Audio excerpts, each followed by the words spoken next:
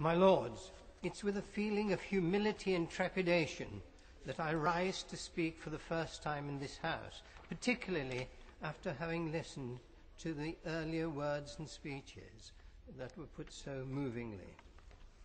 A few words on where I'm coming from and what I hope to bring to the House.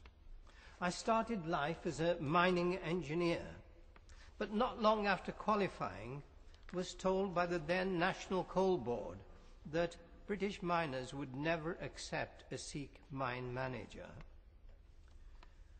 I was offered a job in the scientific department, but politely declined, seeing it as an opportunity to go and see a bit of India, a country I'd left as an infant. Surely they would welcome me. They didn't. I was seen as a Punjabi and not welcome in the mines of West Bengal. But I stubbornly dug my heels in and gradually became accepted. I returned to England to take up a post in civil engineering management consultancy. And though there was some initial hostility, I was soon respected and valued, and even assisted in taking a year off to do an MBA. It was while I was with this company that I noticed a strange end-of-day ritual that made me see the lighter side of our attitude to those we see as different. We were on the 5th and 6th floors of an 8-story building. Above us, there were the overseas civil engineers, who clearly thought themselves superior. They'd go about with briefcases carrying labels of exotic places visited. At the end of the day, they'd get into the lift to go home. When the lift got to our floors, a curious thing would happen. Those inside would unconsciously stick out their stomachs to give the impression that the lift was a little more full than it actually was.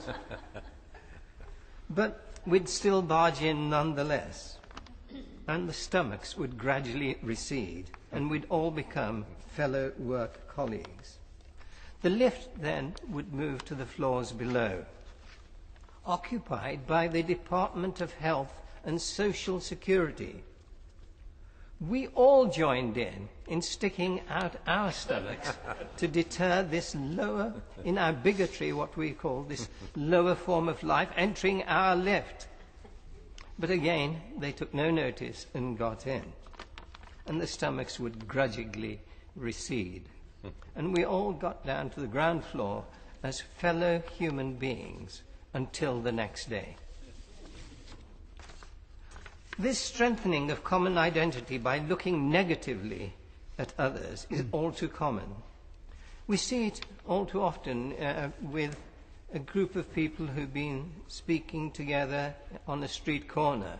If one goes away, you can be sure that those remaining will often make some negative comment about the person who's just left to strengthen their newfound sense of unity. We see it in the behavior of football crowds. In its most serious form, it can lead to the active persecution of those we call different. Guru Nanak, the founder of the Sikh faith, saw it in the India of his day some 500 years ago. He reminded us that we are all, men and women, equal members of the same one human family. And he criticized all notions and distinctions of race, caste or gender. These are 21st century values being put forward in the 15th century. It's a theme that's been central to my own life, from campaigning against apartheid in South Africa, when it was unfashionable to do so, to supporting dissidents in the former Soviet Union, and working with Amnesty International and others for greater social and political justice for all members of our human family. In this context, I fully endorse the comments of the Reverend Lord Harris and all on what he says about Dalits and the other remarks made by other speakers.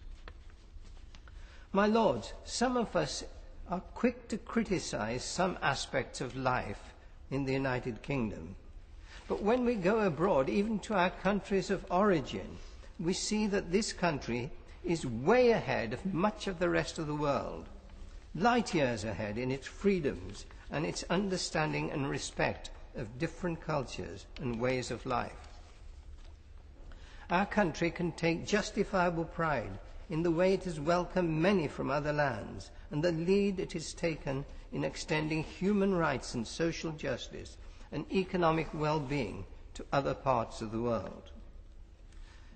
Moving to the central theme of today's debate, some 10 years ago, I was invited to join a working group of DFID.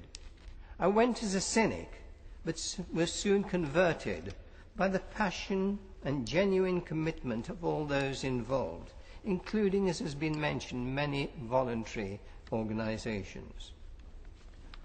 I persuaded Sikhs to buy bonds of the Gavi Alliance for the mass vaccination of 500 million people, and urged the community to support the humanitarian work of DFID with its characteristic generosity.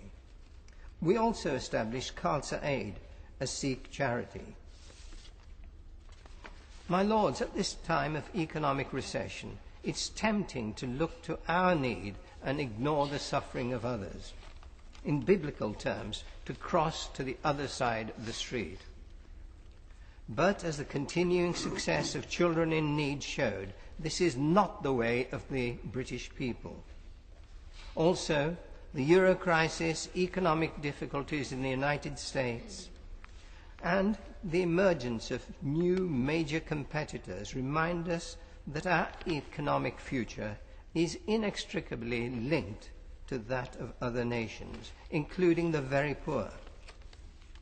My lords, Britain is unique in the way it has led on many issues of justice and in the fight against poverty. It's a tribute to Britain that we are continuing to give assistance with international development the highest priority. In the last year, Britain's development budget of something just short of 0.6% of GDP helped train over 95,000 teachers, build or refurbish 10,000 classrooms, train over 65,000 health professionals, and provide clean drinking water to more than 1.5 million people. My lords, in addition to the ethical arguments, there are also strong economic and geopolitical imperatives for helping the poor climb out of poverty. These include the development of soft power and influence in key areas.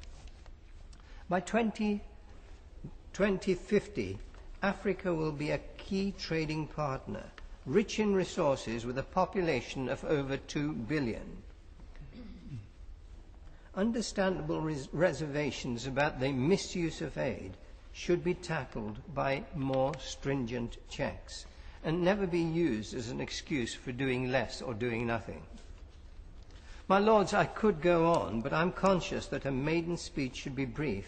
But before I finish, I'd like to thank your lordships for your extraordinary kindness in making me feel so welcome, with particular thanks to Lord Carey and Baroness Helena Kennedy in introducing me to your lordships. Thank you.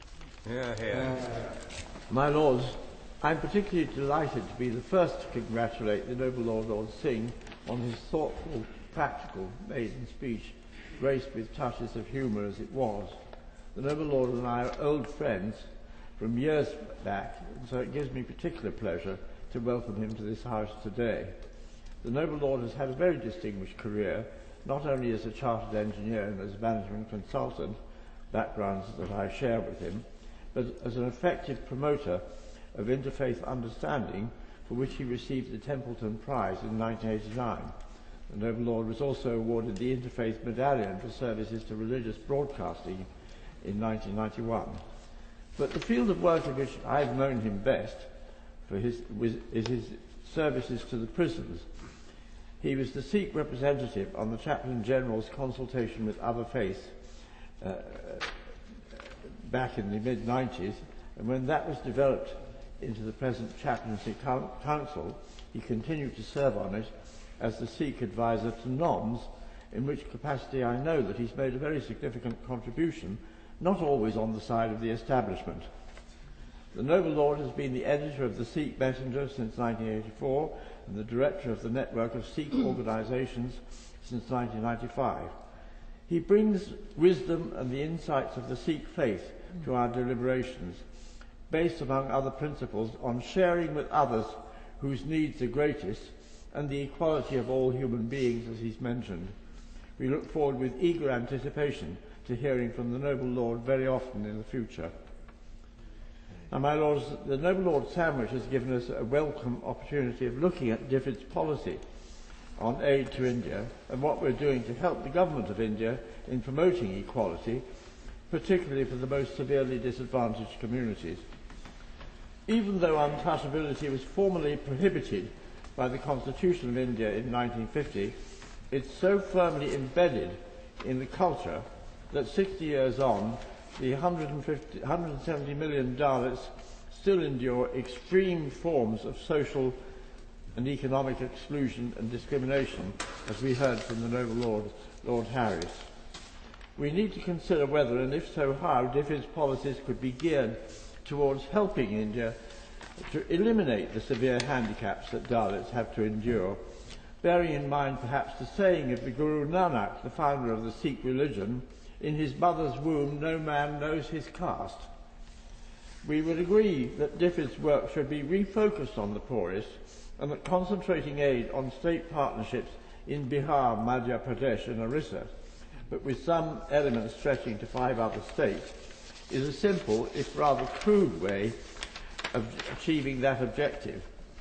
The Dalit Solidarity Network UK and the National Campaign for Dalit Human Rights in Delhi urge that we do review our policies from a human rights perspective in the light of the fact that Dalits are not benefiting proportionally in the remarkable economic advance being made by India as a whole. We should therefore address caste-based exclusion and deprivation across the whole civil society programs that we fund, developing clear benchmarks and indicators to monitor progress and ensuring that we're getting value for money, as the Noble Lord, Lord Harris, has also said. I doubt if, as the government response to the Select Committee report implies, there can be an abrupt transition from the level of 280 million yearly aid programme from now until 2015 to a partnership based on critical global issues, and I'd be grateful for an assurance that projects that are specifically geared towards alleviating caste discrimination will continue to